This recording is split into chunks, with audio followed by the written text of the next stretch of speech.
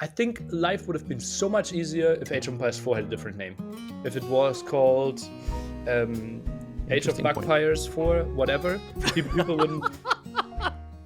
All right, so today is Thursday, and that means we're recording this just one day after the official announcement of your next big tournament, an Age of Empires 4 tournament. And now this may come as a huge surprise to you, Nili, but so far this announcement hasn't quite had a very enthusiastic reception in some parts of the Age of Empires 2 community. Huge shock, I know. Now, before we get to that, and we will get to that, there's a whole lot of other stuff I want to talk to you about. So, I've heard you say several times in different interviews that before you became a full-time streamer, you were working two jobs. Now, I believe that would be you working as a primary school teacher and a professional poker player. Is that right? Yeah, but those were kind of different times. I think I started playing poker in like 2006, kind of in my school time. Then I was professional poker player, studied a bit at the same time, and then that kind of faded out a bit while I became an elementary school teacher, finishing my studies, and then kind of poker. Yeah, as I said, like I still travel to Vegas and such, even now after I was a streamer, but kind of lost the intensity, and then streaming became more and more prominent in the life. Okay, so poker came first. Teacher came after that. Yeah, exactly. Like it's tricky, right? I kind of had internships when I was like in ninth grade, and I started poker in like 2006, I would think. So, Mm-hmm. so both started relatively early, but earning money wise, poker came before elementary school teaching. Yeah. Mm-hmm. Right. So one of your main motivations for becoming a teacher was the fact you thought your own teachers were bad. So what were they doing wrong? Yeah. I was probably not the best one in school, although I always passed. Right, elementary school, I was obviously one of the best. Then I got to the advanced school and was always at the bottom, and felt like lessons were pretty boring. Topics were not really interested. The way of teaching felt simply like this. This can't be right, and I wanted to be like the ambitious person. Let's change everything and let's go and change the system. And I actually wanted to go like in educational politics. And my mother worked roughly in that field, not really, Mm-hmm. but she took me to one like small Congress meeting where no, it's not that small. Like it's still, I would think, like a bit, around 100 people, basically from our district. District size, like 250,000 people in Berlin, and that was absolutely horrible. And Mm-hmm. I hated everything about it. It was like party A say something, like one out of the party A saying something, whole party A applauding and saying, okay, that was great. Party B even leaving or like making faces. And I knew I wanted nothing to do with those people. Politics as And usual. instantly, Yeah. yeah, but I didn't know. I didn't know, right? And that was me Mhm. in like 10th grade or something. And I knew, okay, I can't do politics at all. And then I decided to basically go to the front and teach directly. Right. But what I was actually interested in is you said the teaching was bad. So what exactly was bad about the teaching that you got? What were Oh, your well, teachers doing wrong? obviously, this is like very subjective being the student, right? Obviously. Now, like years later, I have way more understanding on what's going on and like how much overworked they are, and that they are only like Hmm. slaves in the system as well. Like it's even tricky. Like even at the end of my school time, basically in Germany, it's very common that you kind of create a book. Everyone gets a page, and then you have some memories to remember your school time. People write And you something were there in allowed your to page, right? say again. People write something on your page about you, right? Exactly. Yeah, Hmm. yeah. And you could basically add one phrase or one message. And my saying was, or the thing that I wrote down was, okay, yeah. The question was, what was the thing that you learned in school? And I learned, or like I wrote down, teachers are also only human beings. Hmm. And I That was new actually to you. didn't mean that in a provocative way. I meant like, wow, I understood how tricky it is for them to be like having 4 different classes per day in front of 30 and try to be entertaining for everyone. And Hmm. they can't pick the topics, and then that's bad. And I got a feeling like, okay, I understood how ugly it is to be a teacher in some ways, but they actually never printed that sentence. Yeah. So I think they took it more of an offense. Right. Okay. I was raised in Portugal, and so I don't know how things looked like here in Germany back Mhm, then. mhm, But mhm. when I went to primary school, teachers could and indeed beat children who misbehaved. And one of the most common punishments was to have the palm of your hand slapped with a ruler. Wow. Okay. Yeah, so during my time, that was kind of becoming less and less common. But in my parents' generation, it happened all the time. Now, would you say the younger generation of teachers, so the guys and girls who studied with you, are they doing a better job at teaching, considering all the Yeah. limitations? It's obvious, right? It's 20 years more of There's more educational research, right? progress. There's more studies, more understanding, more focus on, okay, maybe going through the curricula isn't the most important thing, but maybe having the approach of creating some more happy human beings. Obviously, like physical beating was not taught in my studies. Hmm. So I think we had some good developments, and I think people would have been more happy being taught by teachers that are now joining Hmm. than the 30 years ago. But that makes lots of sense, right? Everything that is basically being taught got lots of improvement over the last 30 years. Probably not everything, but at least in that field where a lot of studies are being done. But still, people like I saw lots of children being super unhappy. So I think and hope that there will be more development in that in the next 30 years as well. Hmm. Hmm.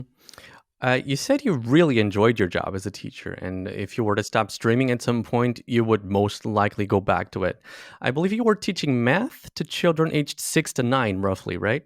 In the state that I was, we kind of are like educated to teach first till ninth grade, and elementary school in our state was first to fourth grade. That is something I did the most. I also did half a year of ninth graders, and math and social science. Yeah, it's basically Hmm. like understanding the world, I would Right. So, think. but what age groups are we talking here?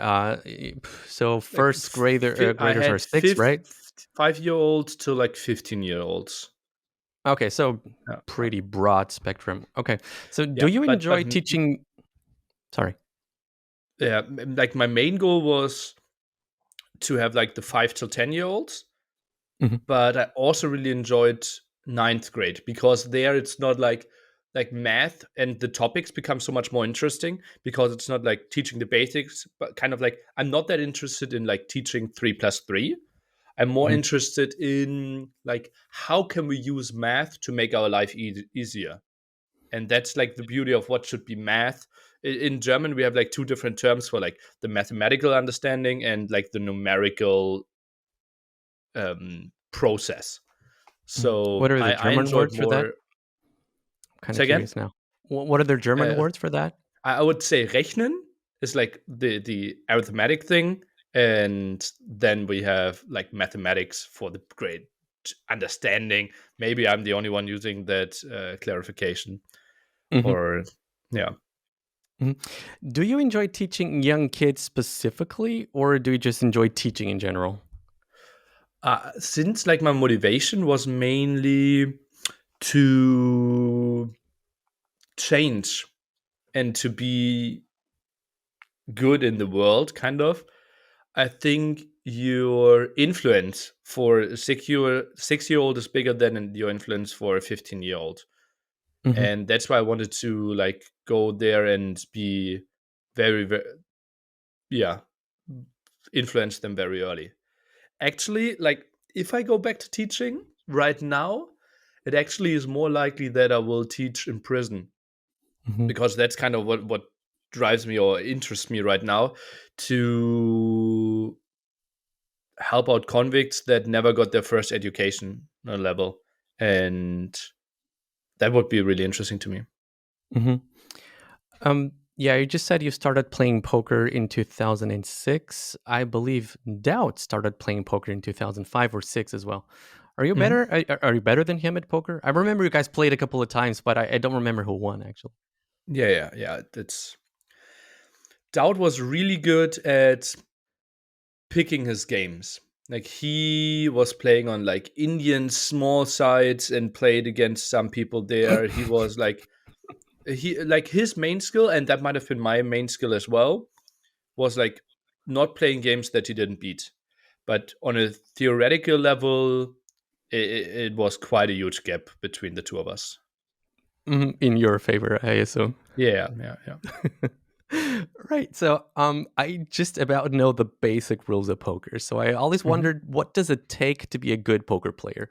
I mean, I assume you need to have the ability to calculate, all the winning percentages in your head really fast, Hmm. but there has to be something else to it.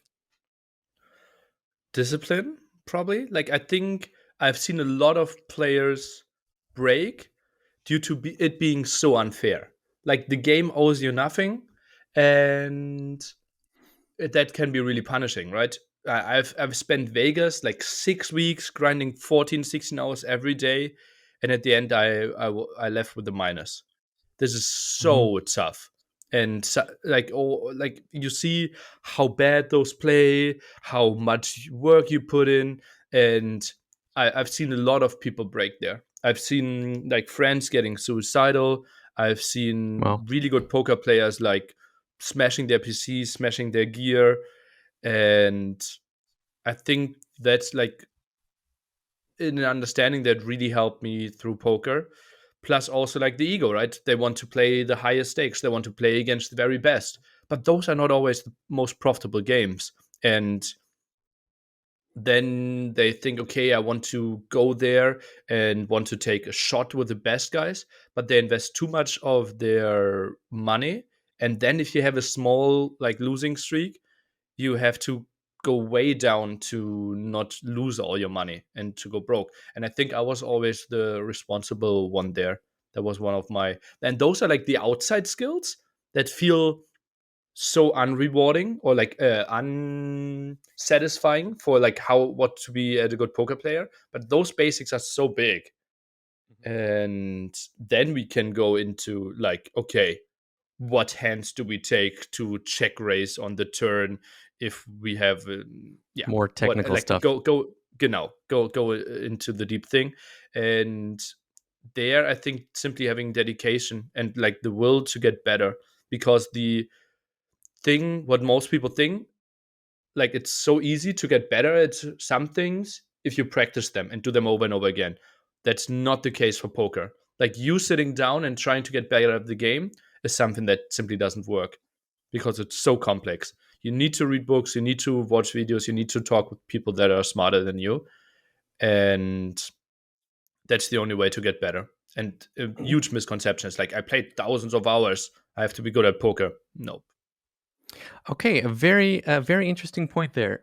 Wouldn't that lend credence to the fact or to the claim that many people make that poker is a luck-based game or has too much luck involved? Well, it's like on looking at one hand, it's more than 99% luck. Looking at the infinite amount of hands, it's 0% luck. Or let's say way less than 1%.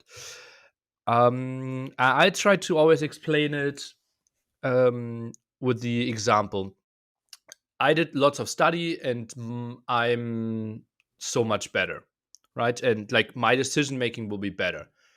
I get a dice with 7 sides, however that dice works. You get a dice with 6 sides.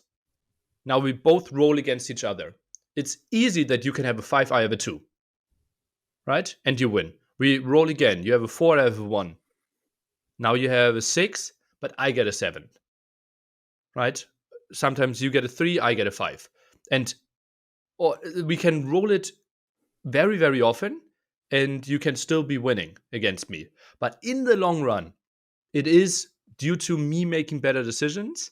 I simply add more sides to my dice, and therefore will be winning more often in the long run. Okay. Now, no conversation about poker with you would be complete without mentioning what is surely your most popular clip on the internet. Mhm. And that's you playing in a high stakes tournament, going all in with a hand where at some point you had like a 99% chance of winning, but nevertheless still lost. Spoilers, I guess. Were you mad about that one? Or was it just so absurd and so ridiculous you just kind of laughed it off? You know what you're going to do? Um, it didn't influence me at all, and I think that's one of my greatest strengths. Um, so basically, like h- how I viewed the situation, I went all in, he went all in, and everything that happened in between is for television, right? Right. It's like it's the moment we all in, it doesn't matter what's happening, and that's the most crazy run out. I make the full house, he makes a better full house after you said over one, and like the value of that pot is like uh, above $430,000 or something. So it's basically like a house is lying there, and I have 99% of that house, and then the key's still taken away from me. If you want to look at that, but actually, like I realistically never had 99% in my view, right? I go all in. I have 70%. He has 30%, and that's where what I can influence ends. And I think he misplayed that hand. I think yeah, well, maybe not on a technical level, but in a game flow level. Um, and yeah, I was happy with that play, and whatever happens then is not important. And I still Right. survive two more people. If I win this, I'm obviously in a golden position to maybe win the whole tournament. But two more people lo- left the tournament, and I made pay jumps. So like me staying calm and me continuing to play my best poker gave me the chance to get more money.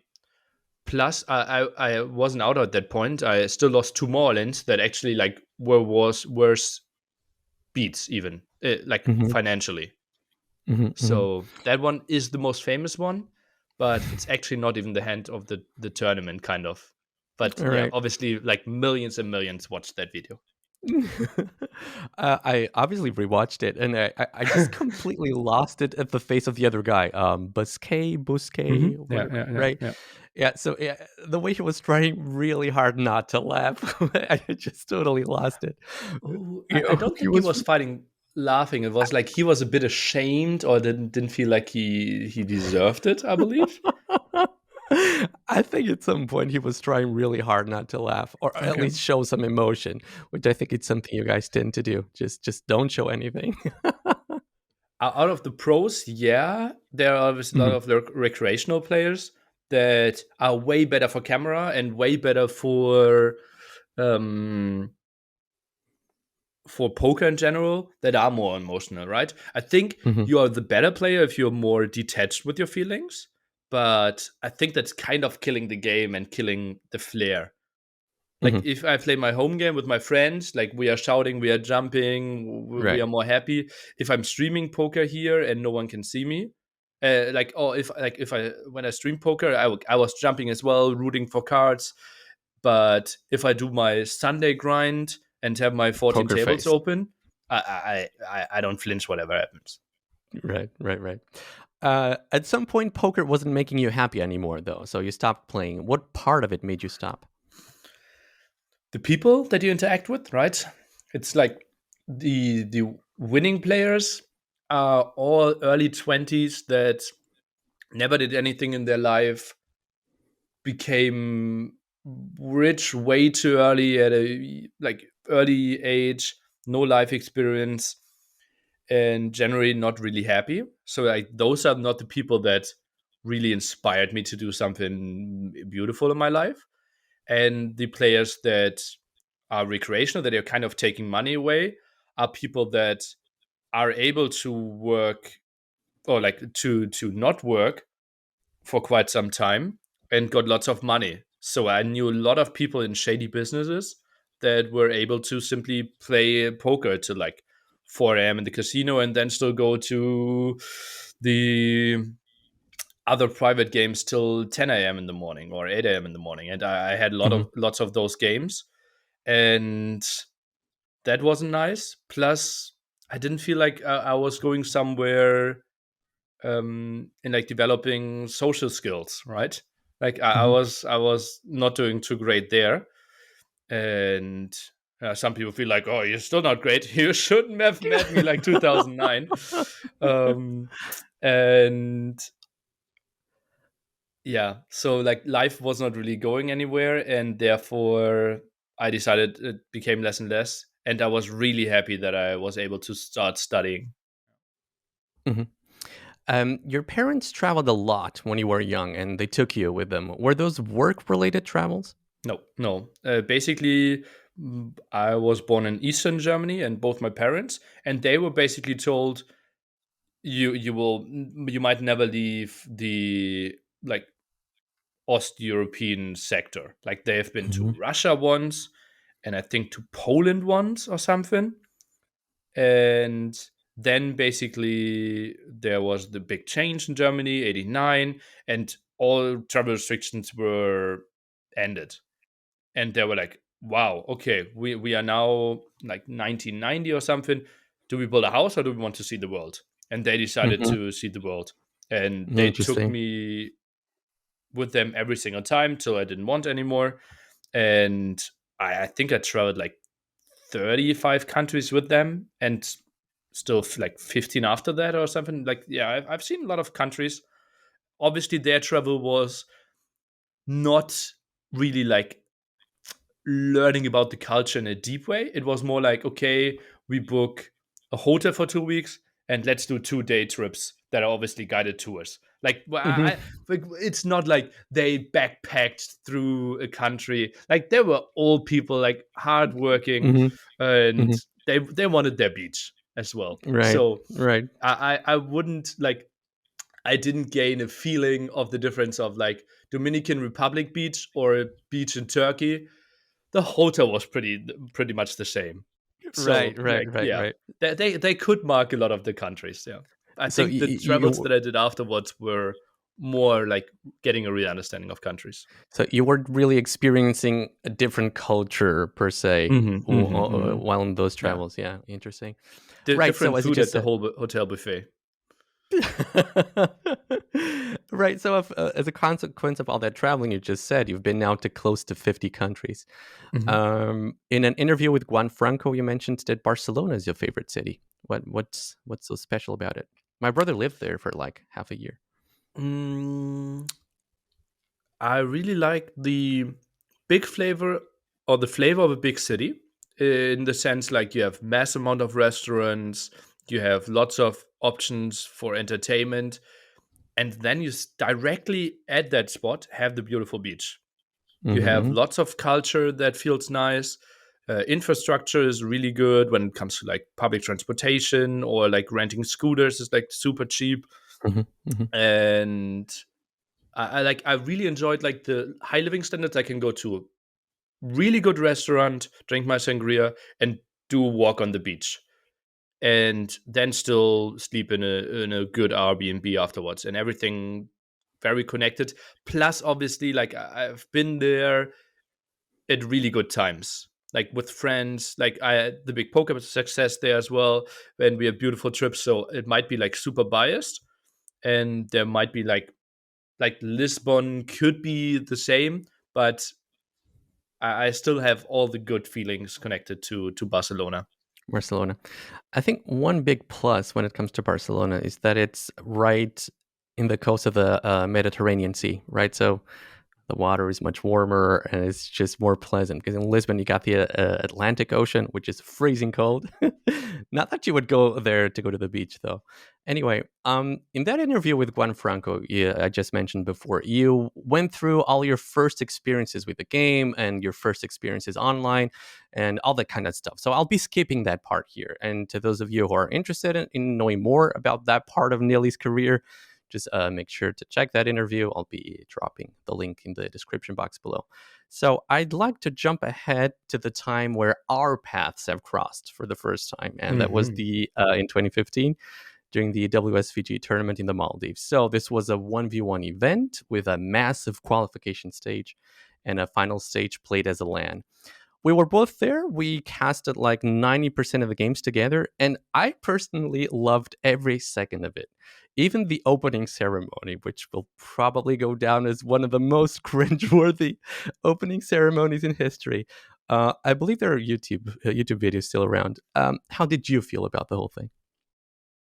Mm, obviously, organization was super bad, Mm-hmm. and all the shady stuff that happened behind the scenes was really bad. I think, like as I said, I think we can one time do a full like 3 hour podcast of ranting about that one, and like show all the old pictures. So basically, what happened? Like there's so many things that went wrong. Holy moly! The general goal was like to reduce youth criminal rates in the Maldives, and that's they wanted to have like an esport event there. I didn't And know that. Okay. yeah, in the end, actually, it happened on a private island, and locals were not allowed. So like Mm-hmm. nothing happened there. And then like Maldives said, okay, we won't support that. And then WSVG was like, we will sue you. And Maldives was tried to sue a Maldives company in front of a Maldives lawyer. Good luck Mm-hmm. with that. And then WSVG didn't even try after that sentence, and they lost like multi millions. And organization was really bad, and the like everything was set up, and suddenly the hotel and venue said, "Nah, we want to do an event one day before WSVG started. Let's take everything off the island, and you have to rebuild up everything again." So that was like 2 full boat trips plus all the production crew. And in the end, we had an event. Age of Empires went relatively smoothly. It was Mm-hmm. completely taken as a joke for other games. Players, I'm pretty sure, never got paid in some games. The other And games, let's make it very clear. The Age of Empire players, they got all their prizes. That's what Mhm. we were there for. We took care of that before the event started. We made sure we had the money, so all the Age of Empires 2 players had everything taken care of. Yeah. And WSVG was a company that already went broke, then got massive funding, and I think that was their last event as well. So for Age of Empires, it was quite nice, but obviously we saw a lot of other stuff there. Like I was responsible for the tournament format of the StarCraft games, right? And they offered me to cast while I've never played a single StarCraft game, and Amazing. it was wild. And yeah, obviously, like in the StarCraft scene, and I think it was a 10K tournament or something, will be never remembered. In FIFA, it will be remembered heavily in the Maldives because in Maldives, local actually won against the A pros little that flew kid, in right? there. Mm-hmm. So It we was a own little kid. obviously. How old was he? He was really young, I think, I like I 14 don't or remember. something. I only know Okay. that like he was allowed on the island because he was participating. Mm-hmm. Mm-hmm. Yeah, and then the other 3 Maldives players that also like won the local qualifiers were also there, and they like heavily celebrated, obviously. And we only slept 1 hour, right? I even slept with the Jeanette. like maids and the gardener. Like I'm not really sure, like the island employees in like a bunk bed there because it wasn't worth for me to get to the hotel because we like that would have meant no sleep instead of like 2 hours of sleep. Wait, Um, weren't you sharing a room with Jeanette? That's what I yeah, remember. but I did, but one night I actually slept on the island. Okay. Okay. Okay. Right. Uh, if we just ignore all the negatives Hmm. surrounding it, the whole controversy and all those problems you just mentioned, if you just focus on the Age of Empires 2 tournament, Hmm. um, was it a good tournament? Was it a good experience for Yeah, you? well, it was the new viewer peak, right? Didn't we have like 2,600 viewers or something? I think it was People more. I really think we loved made it it. to like 3,000 or something, which was a Okay, okay, massive okay. record. Massive record. Yeah, yeah. Unheard of, unheard of. Mhm. And it's funny. It's funny how that can be a stream countdown for KOTD right now, right? Right. 3K quite easily. Um, yeah, we've come a long way, and the finals were great. The tournament format was nice. Meeting the players for the first time was really nice, and I think it gave a lot of like eyes into the esport direction for Age of Empires, right? And it's not that casual anymore. And it was the first big step towards, wow, Age of Empires can be entertaining, and getting the players there all together added so much. And for some people, it might be, I think it should be considered probably the first big event of a new era, right? Hmm. Could that be the Hmm. case? Yeah. I remember Tough, the main organizer, saying this is the best thing that could happen to Age of Empires, except working with Microsoft directly. Right. That was such a foreign thought back then, right? Microsoft getting involved in the game, just not Mm-hmm. possible at all. At least not in the competitive scene. Of course, the HD version was out by then. Um, Was it? No, no, no. Looking back, It sorry, was before HD. I don't think so. HD was 2013, right? And Maldives was Ah, okay, 2015, okay. so the Okay, HD okay. version Yeah, was yeah, out true, already, true. Yeah, yeah, right? yeah. So, looking back at it now, to me personally, this tournament felt like the beginning of the end of Vubli's streaming team. I think the real end of it only happened maybe 2 years later, but I think it all started with the WSVG tournament. And for those Mm-hmm. of you who weren't around back then, at the time, Mem and Katsuni were responsible for like 99% of streaming time in Vubli's Twitch channel. So they were the main faces of Vubli, so to speak. And of course, they were invited to cast the WSVG event. But due to the incompetence of the organization, as you just mentioned, the WSVG guys just didn't organize a plane ticket for them. Well, they didn't organize a plane ticket for any of us. So we all just ended up buying the plane tickets with our own money. But unfortunately, Katsuni and Mem were not in a position to afford the tickets. And so they didn't make it to the event. They were understandably upset about it. And so after the event, Katsuni stopped streaming on Vubli entirely. Mem started streaming almost exclusively on his channel. Tav, you just mentioned, was Vulby's head moderator at the time. He announced his retirement from Age of Empires shortly after that. I think Jeanette followed suit too as well. So, things were never the same again after that Mm-hmm. event. So, in that context, in the context of a changing environment in the streaming scene, what were your plans for your streaming career at that time in 2015? Was trying to go full time something that was already on your mind? No, not really. I was on the end of my studies. I knew I would become a teacher. Going full time Age of Empires or anything in that regard was completely off limits. Like, the money was so little involved as well. There was no way that I would have thought 2015 Nili is going to do what he's doing in 2022. Hmm. Hmm. You know, um, you have a long list of accomplishments in our community, but for my money, the most impressive of them all was your first NAC in 2018. I still struggle to understand how it was even possible to organize such an event almost alone. Well, of course, you had help here and there, but I believe you were basically involved in every single aspect of the organization, which you, by the way, financed entirely out of your own pocket, right? So it was a huge financial gamble for you. Kind of feels like an idea you probably had while completely passed out drunk or something. Now, everybody can think about the most obvious things like buying plane tickets, finding accommodation for players, and so on. But I'm curious about what are other aspects of organizing such an event that still need to be taken care of, but are much less obvious. And, casuals like me don't even know about it. Well, first of all, like, convincing people that it's a good idea to get there. And I Must have think, been like, hard. it's like that's not tricky, but like giving the people understanding what we are going to do, and all the, like, meeting people beforehand, right? I always had meetings with the players, and like, what are the settings, what do we do, and lots of babysitting. Obviously, like, during the event I basically only sleep like 2-3 hours per day. And I think giving people an understanding of what's going to happen, why they should tune in. And I think that promotional aspect, and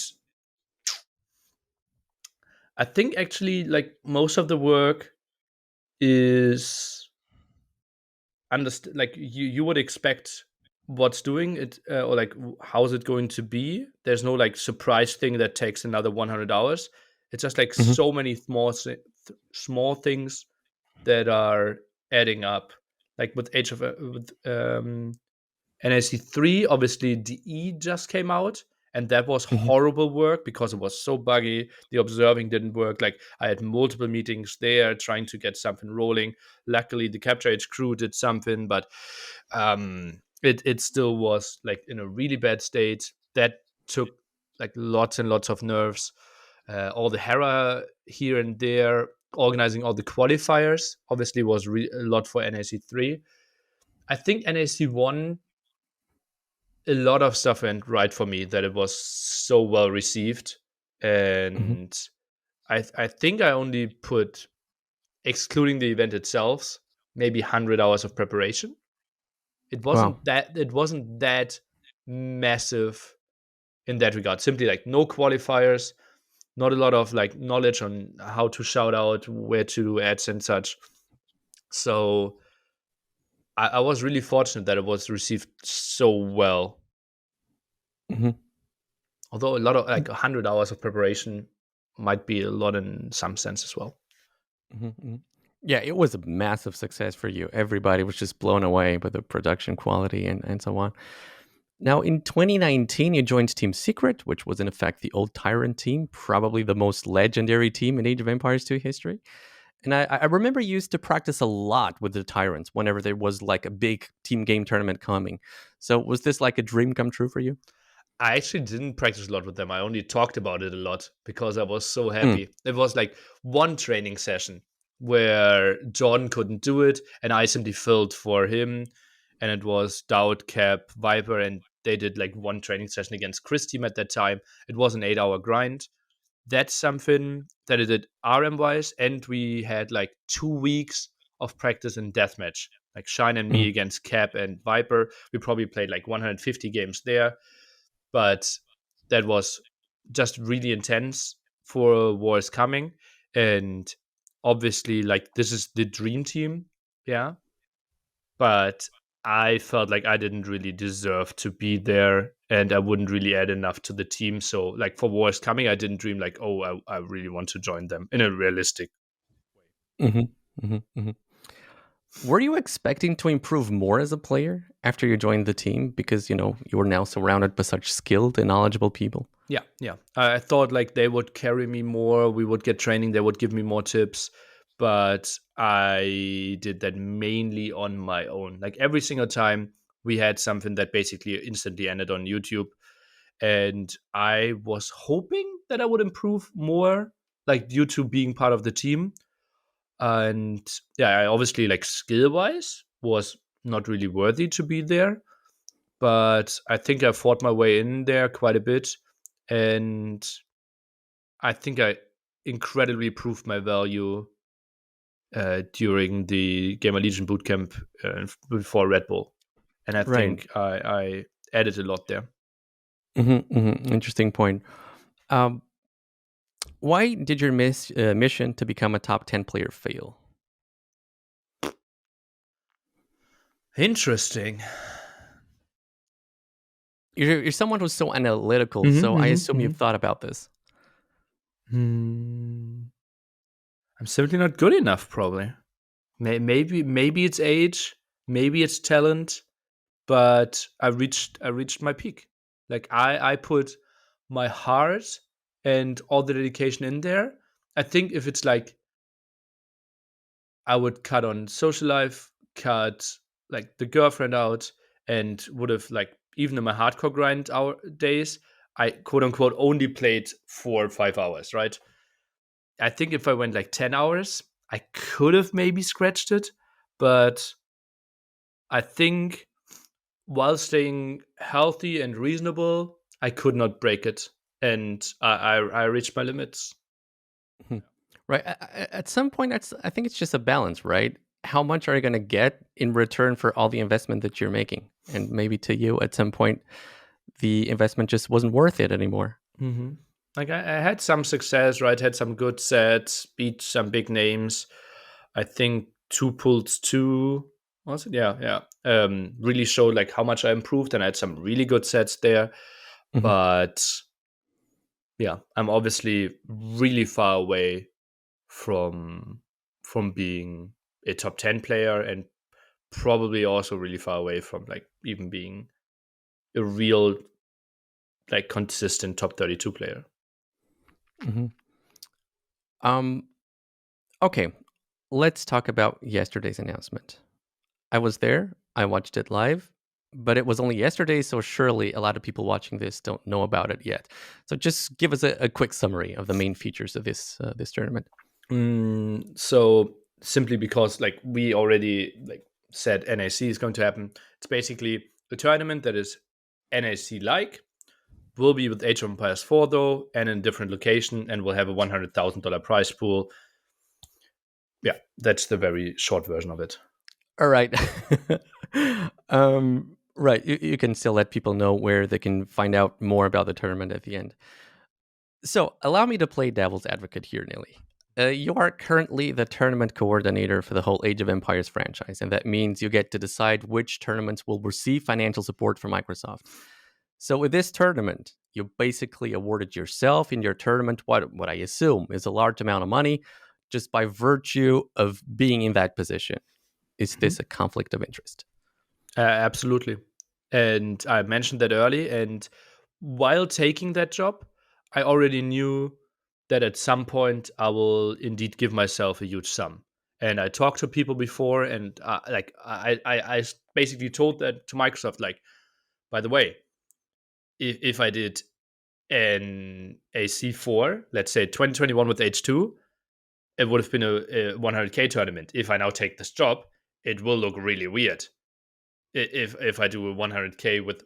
I actually at that time assumed the AOE4 will flop, Mm-hmm. and I thought I would do like whenever AOE2, and I always said like that's going to be massive and it will look weird, and they said like we will trust your judgment, and I know it will be shady, and that's like what I even in my introduction video I said like there will be conflict of interest, and a lot of people will see it's weird, and at some point I actually like felt like, oh yeah, I can't make it look so weird, and thought, okay, I will make it a 50K or like a 75K.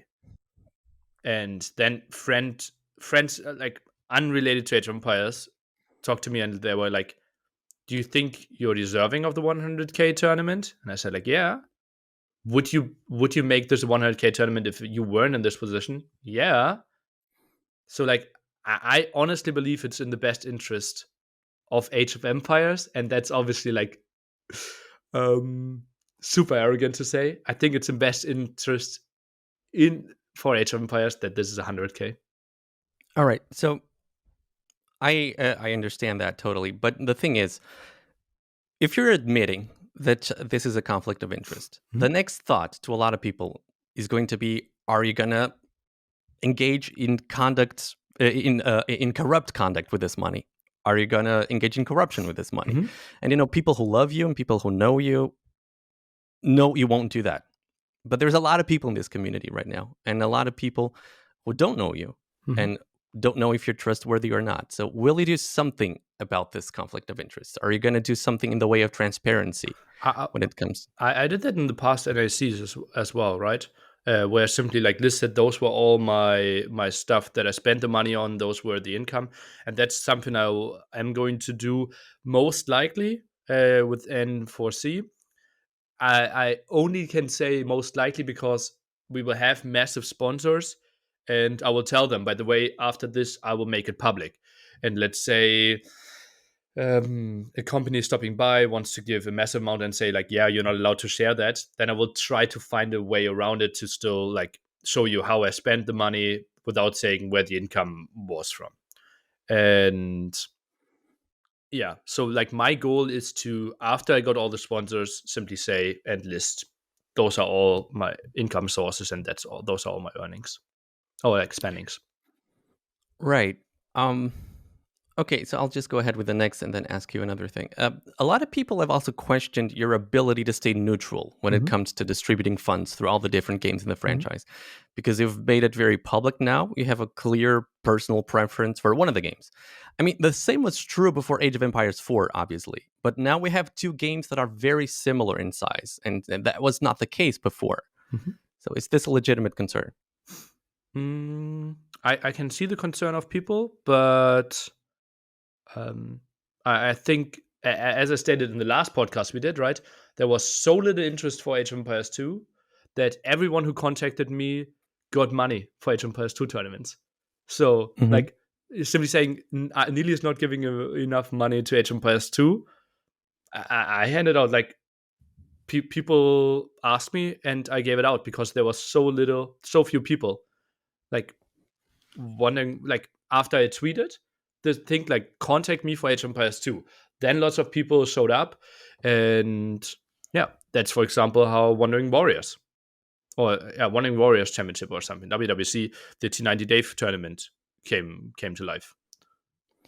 Um, is that totally accurate, though? I seem to remember someone claiming they asked money for a Sakatra tournament or Yeah, arena tournament, yeah, yeah. and they weren't awarded the money. Yeah, exactly. But that was like after that was after the tweet, and I got like 20 requests of that. And obviously, Right. some tournaments resulted in funding. I obviously didn't give money to 20 people, right? I think Huhu Koyotl, sorry for butchering his name, also said that he didn't get funding, although he asked me. And this is So he was just simply too late. He was too late requesting the money. no, he wasn't too late. He was, in my opinion, too close to Better of Africa in his tournament concept. And if we want to do Better of Africa, I think having, let's say, three tournament like 2 months before Better of Africa would have felt wrong. Right. In terms of transparency, though, I think people, I mean, I know you. I personally trust you. But I think people want more transparency when it comes to knowing how much funding will there be for Age of Empires 4? How much funding will there be for Age of Empires 2? Because Mm-hmm. both games are very similar in size now. Mm-hmm. And, fans of both games don't want to have the impression that one game is being favored over the other when both player sizes are very similar. So that's where I think a tournament calendar would come really in handy. When can we expect to see that? Those are obviously two different things, right? Money distribution and tournament calendar. Money distribution, I Kind of, have right? Mm-hmm. one pool, and I talked to AoE 1 tournaments, AoE 3 tournaments, AOM tournaments contacting me, right? So that's all the whole pool. AoE Online never contacted me. So there's like no clear line. And tournament calendar, it's really frustrating for me as well. So basically, the situation there is I'm not allowed to host a tournament calendar that is not on an official Age of Empires website. Like, I can't like just tweet that's the schedule, and I'm publishing that as a MS employee or like Forgotten Empires contractor, and I'm also not allowed to share it as a private person because I'm under NDA. And therefore, I basically have to wait for them to put a calendar on the website. I had 2 meetings about that. It's not high on their priority list. They don't understand why Wikipedia is not enough. And that's frustrating. So, what we did right now, if someone is interested in hosting a tournament, I share the complete schedule because then they're under NDA. And, like, for example, people that now got sponsorship from Microsoft, they know about the full schedule that's already of planned events. Obviously, they're not allowed Mm-hmm. to share that, right? Because, yeah. But so basically, if you're a tournament organizer, you are aware of what's happening, but obviously can't talk about it. Mm-hmm. Okay. Yeah, I think that's very important from this perspective. You've just announced a 100K tournament for Age of Empires 4. Mm-hmm. People are obviously wondering, well, what about Age of Empires 2? Mm-hmm. Now, if at the beginning of the year we already knew that, okay, there's a 100K tournament for Age of Empires 4 now, but just in 2 months' time, there is going to be an Age of Empires 2 tournament with 50K prize pool or whatever, then people can judge for themselves, okay, this is fairly balanced. But at the moment, we just don't know. Mm-hmm. Are the next months just gonna be Age of Empires 4 tournaments, or is there going to be Age of Empires 2 tournaments too? Because again, both games have a similar player size at the moment, so people would expect that sponsorship from Microsoft would be fair and balanced in this matter. Mm-hmm. So I personally believe that's one point where more transparency could be warranted. Now, I don't think like as a that's a bit of like my personal speculation. like player size doesn't justify tournament funding. I think the tournament funding is to keep player base and to increase player base. So let's say there Well, are those are players connected that are though, right? always in the vacuum, lots of players that never watch tournaments and they will never increase and will never fall. You don't need to do a single tournament for them. hmm It still sounds connected to me though, right? You just said it has nothing to do with player base, but then you mentioned No, people no, who do play I'm not saying it doesn't have to be like, but it's like I don't think the correlation is like directly there. as direct. Okay, right. So listen, last time we talked in episode 6 of this podcast, you told me you're someone who's very much decision oriented as opposed to results oriented. Now, yeah, right. So in the context of this announcement, does that mean that no matter how much negative criticism you'll get for this, you'll always be able to rely on the whole thought process you went through before coming to this decision and, just simply ignore the hate around it? Um, well, I can't ignore it. Like it gets to me, obviously, but I truly believe it is the right decision. Yeah. hmm So that's just how what you fall back to. You trust your thought process and your decision process. Yeah, yeah, obviously. Otherwise, I couldn't do anything in life, right? You have to put some trust in what you do. Makes life so much easier. hmm Right. So you just admitted negative criticism and negative thoughts do affect you. Mhm. So I wonder, um, how do you fight those negative thoughts, and how do you manage to stay on course with the decisions you make? I remember you confessing in the past that you sometimes have a hard time dealing with YouTube comments, for example. And Mhm. I also, interesting, I just remembered this. There was a series versus Andorran, which you were on the brink of losing. I think Mhm. this was a Red Bull qualifier, and you were German heavily favored. Championship qualifier. Yeah, yeah, yeah. Right. And you were heavily favored there, right? Mhm. You did win it, but after the series was over, you said you were having, all kinds of negative thoughts during the games. You said you were thinking about quitting everything and leaving everything behind Mhm. if Mhm. you were to lose the series. Mhm. So, how do you fight these thoughts and just stay on course? That was actually not feedback based, right? That was only my own goals. Like German Championship, it was like at some point, at the moment of announcement, it was like Nili versus Jordan finals. Obviously, Jordan made the huge progress there, and after like 2 weeks after the announcement, Jordan going full time, and we did some practice games. I knew I had no chance against him. It wasn't even close. Like he was clear number one. He was very clearly going to win the tournament. But it's still like I didn't manage to have the top 6 rating or something, so I had to go through the qualifiers and had like a tryhard phase, but like it was going downward skill wise. And then Andorian, like who I'm friends with for years, and who obviously like should be on paper be a clear thing. Um, yeah, was about to beat me, and this is like all the work I put in for months, and hmm I still am losing in such a fashion with such a performance. Um, would have been heartbreaking. Yeah. In the end, I had a crazy good quarterfinal. Was extremely proud of myself, and had I would think a very reasonable semifinal performance. Yeah. hmm Neely, it seems to me you like to cultivate this image of a no nonsense guy as a streamer.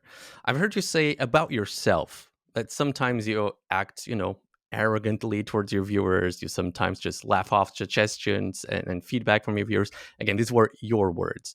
Then there's the I don't feel like casting a VV versus Bagdi best of 5 on Arabia right now, which, I think it's totally understandable, but it's more about the way you say those things. Now, there's another side to you, though, and I know this because I've seen it with my own eyes. Case in point, Red Bull Willow 5. After announcing I wouldn't be coming back for the second day, you immediately messaged me asking if I wanted to talk about it. I mean, we're not best friends or anything. There's absolutely no reason why you would offer to help me, except for the simple fact that you're legitimately a nice guy who likes to help other people. I mean, you enjoy teaching little kids. Nothing screams nice guy more than that. Why don't we see this side of you more often? I'm sure it would soften a lot of the hate you've been getting lately. I don't think it would. I'm pretty Okay, then sure. forget that part. Yeah, Why don't we see the side of you more like often? I could be the nicest guy, and N4C hate would be like 90% as strong. Hmm. Okay, forget that part. Why don't we see this side of you more often? Mm, I think I'm often in a very like mode of deliverance, or like trying to deliver. Like this is my training now, and I go try hard and I try to improve the most in 6 hours. And I'm sometimes too hard on myself there. For example, I did the like trying to get top 10 in the ladder grind for Age of Empires 2, and I got so angry at myself and was really hard and had actually like I read a nice quote. Like I said stuff to myself that I wouldn't allow others to tell me. Hmm. And then I simply had the like I had weekly goals as well. And one of like 2 weeks in a row, be nice to yourself was one of my Hmm. goals. So maybe I'm just like too much in the like focus, try to get stuff done mode. For example, Dowd always said like, "Oh, I really like Nili, but I'm scared of tournament organizer Nili." Right? Like during NACs, I was like, "Dowd, be there in time, or I'll reduce your prize money." Like Hmm. no matter how Well, funny you are, no matter how like this has to work. Get your shit together. And maybe I might just feel too much like pressure. I put on myself too much. Maybe I've put too like maybe too much responsibility. Right. That was one of the reasons why I maybe would not have taken the Microsoft job, because I felt like, and I had like one decision very early on where I had no idea. Where I had no idea. There was like a massive company um, contacting me and wanted to do an Age of Empires 4 tournament, and I didn't know if they should get sponsorship. Like because hmm. there was some massive factors speaking against it. In the end, they withdrew on their own, and it made it easy for me. Actually, I decided like to give them money, but I like that was the moment where I like went to real life friends and like even contacted Robo again, like to for Hmm. some advice. But that really like it felt that such a heavy decision so early on my like Microsoft Hmm. career that I Hmm. was overwhelmed, and it really got to me. Hmm. So it just sounds like you're a workaholic, and you might need some time That's off. that's the accusation my girlfriend is doing. Yeah, yeah, Well, yeah. That like smart girl. I'm thinking about this game a lot, and Hmm. I wouldn't be surprised if like 14 hours of day my thoughts are Age of Empires related. Hmm. And no, okay, right. Let's talk about Age of Empires 4. What's your opinion on the current state of the game? Mm, lots of potential. Um, I when I played the beta was pretty sure I would not play that game. It was so bad, and I basically knew okay I would just be playing Age of Empires 2, and like I thought I wouldn't even do a single YouTube video about it. Like I would maybe stream it 3 4 times, and that's it. And I felt like the progress they did in last half year was so good and gave me so much hope that I felt like if they continue that progress and do it for another half year, we will actually have a really good game. Obviously, the state right now, Age of Empires 2 is better than Age of Empires 4. No Hmm. discussion about that. I'm very hopeful, and I see a lot of potential though. And I think a lot of steps are being taken to the right direction to make it a really good game. Hmm.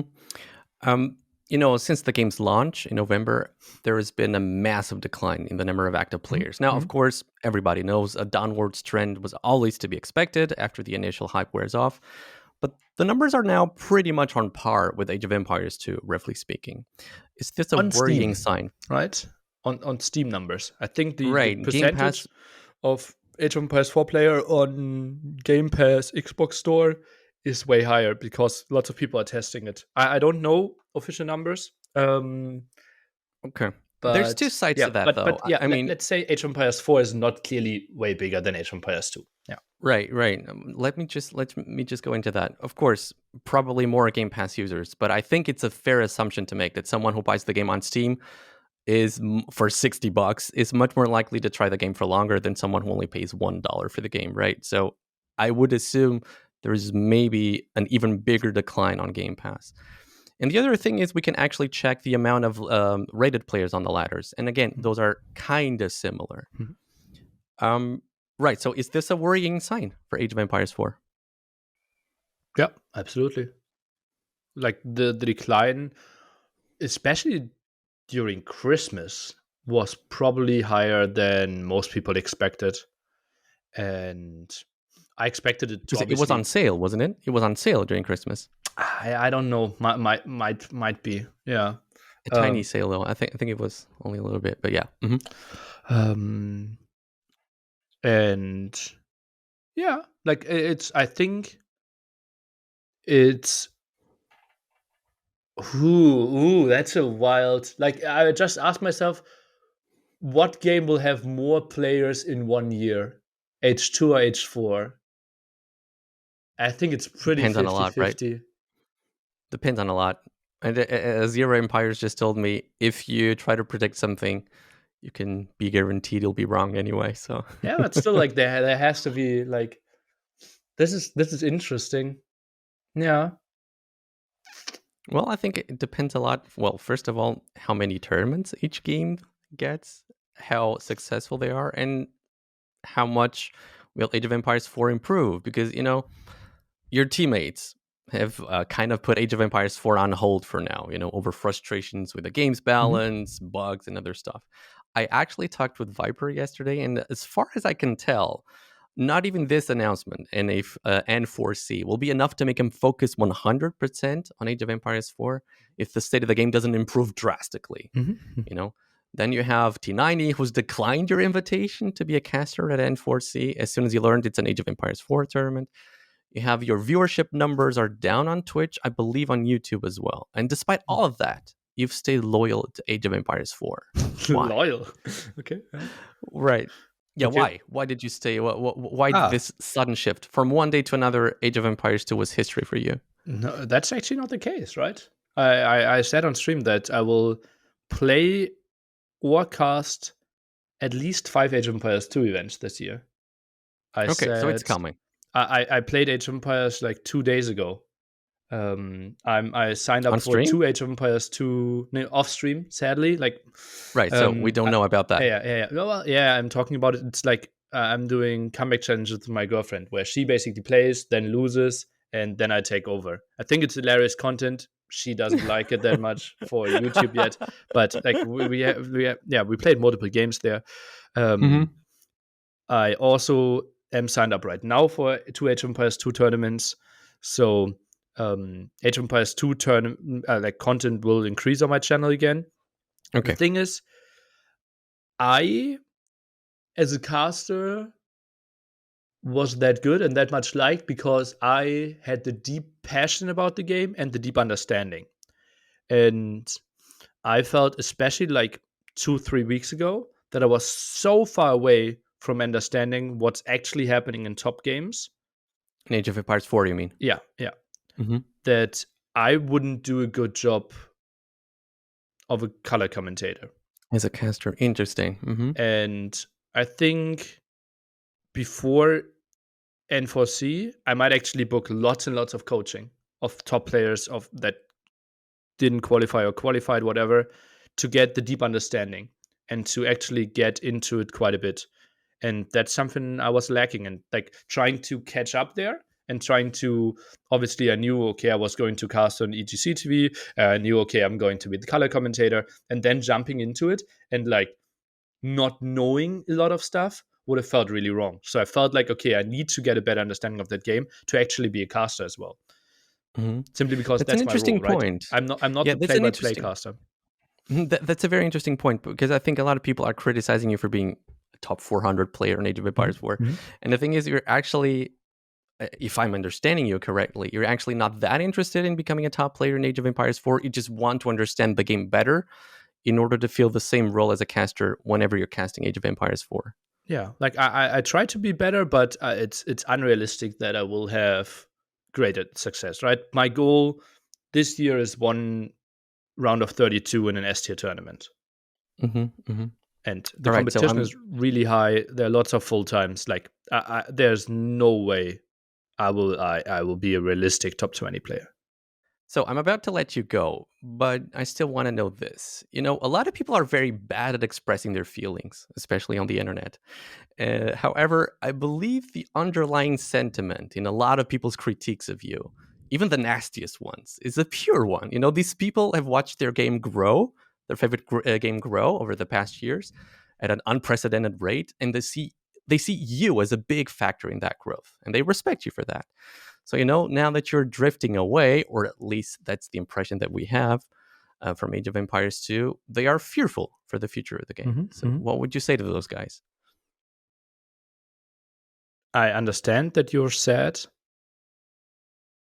and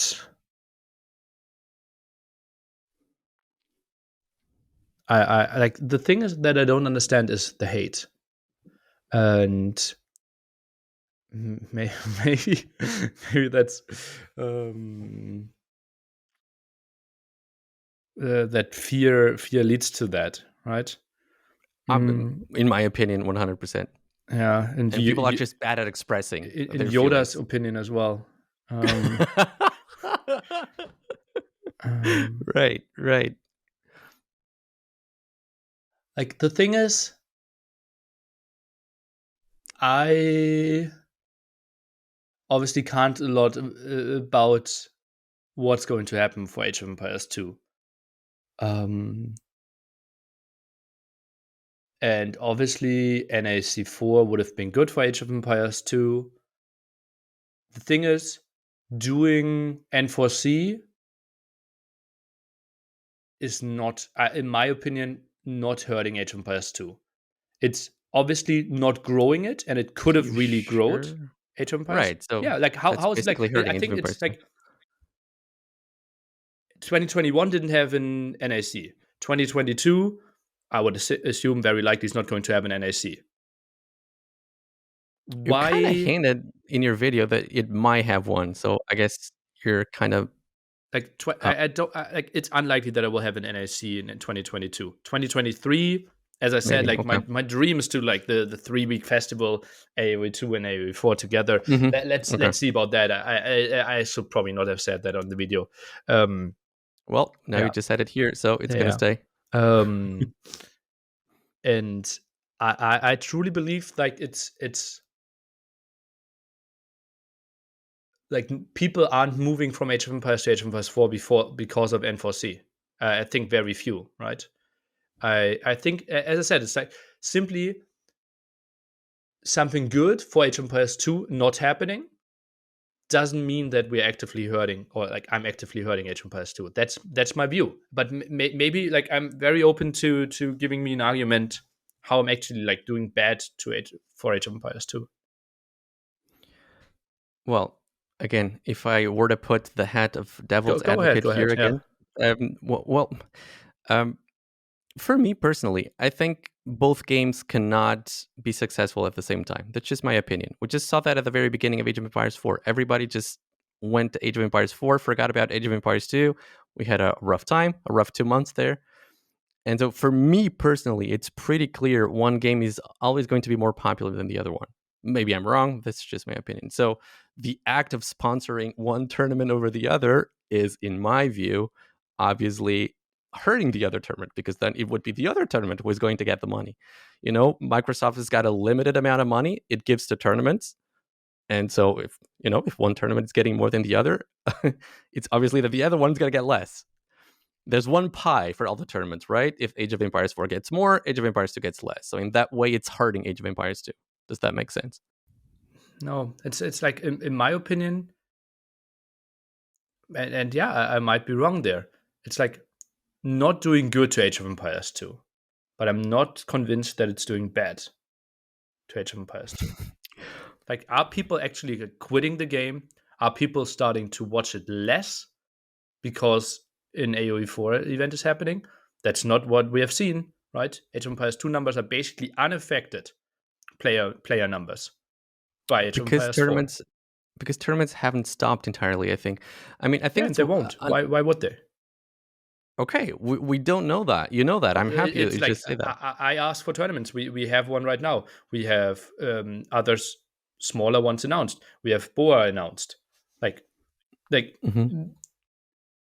it's just like one tournament that obviously was considered one of the big three or big four, not happening on Age of Empires 2. Yeah, and it would have been something good for Age of Empires, but taking that away, I think just makes it neutral, not bad. But like I maybe will I'm call that a trying. very. I'll call that a very unpopular opinion, but I'll Yeah, also. yeah, maybe I'm wrong there. I mean, Then I guess if you can prove to everybody that there's a determined amount of money for Age of Empires 2, and that will never be affected by the amount of money that Age of Empires 4 is getting. So those are two totally separate things. I think no one can complain. But I believe the assessment or the assumption that a lot of people make is that there's a pie for the whole franchise, Mhm. and by giving Age of Empires 4 money, we are assuming that that's money that would otherwise go to Age of Empires 2 if there was no Age of Empires 4. I think this is where Yeah, the thought process here. but that's Now, actually like again, this might true, this might not be true. that's exactly the opposite to what I said the last podcast we had, right? I said I was contacted by 35 people, roughly a rough estimation, to host Age of Empires 4 tournaments. I was contacted by 3 people for Age of Empires 2 tournaments. It's like people don't want to host Age of Empires 2 tournaments. Well, I guess you can make an argument that people don't know if it's really worth it to try to host an Age of Empires 2 tournament when they know, right? It's not your fault. Okay, right. It's not your fault. We're just brainstorming what might be the case. But I think this is an assumption one could make. I think life would have been so much easier if Age of Empires 4 had a different name. If it was called um, Age of Interesting point. Bugpires 4, whatever, people wouldn't people wouldn't Very like apt see, name. okay, those are like contradicting things and like stealing from each other. Let's say it was StarCraft 3, right? I think people would not hate it that much if it was StarCraft 3. Okay. That's we'll just leave it at that. That's a fair point. That's a fair point. Nili, again, thank you so much for your time. I wish you lots of success with your new tournament. Thank you for your openness, and just let people know where they can find out more information about the tournament before you go. They will find me. Nearly AoE. Right, Nili. All right, man. Take care. Thank you so much. Bye bye. Thanks.